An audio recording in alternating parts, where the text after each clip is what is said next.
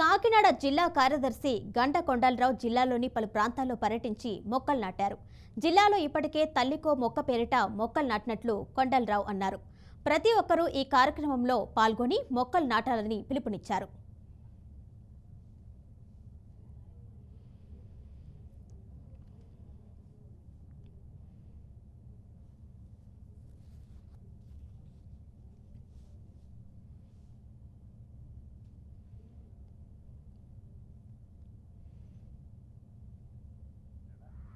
District sports authority ఆధ్వర్యంలో SAAP ఆదేశాల మేరకు సెల్ఫీ స్టాండ్ని వినూత్నంగా ఏర్పాటు చేశాం.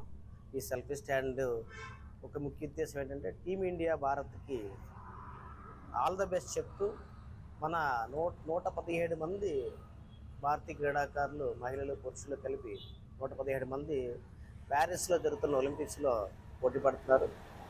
వారందరికీ కూడాను cheer for India, all the best to the team India Bharat అని చెప్పేసి ఈ సెల్ఫీ స్టాండ్ ఇక్కడ ఏర్పాటు చేయడం జరిగింది.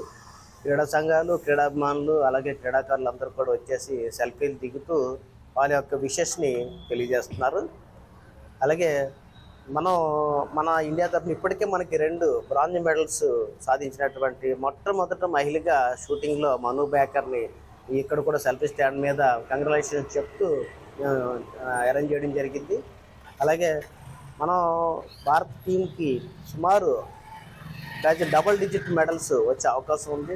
10 మెడల్స్ మినిమం 10 మెడల్స్ వచ్చే అవకాశం ఉంది.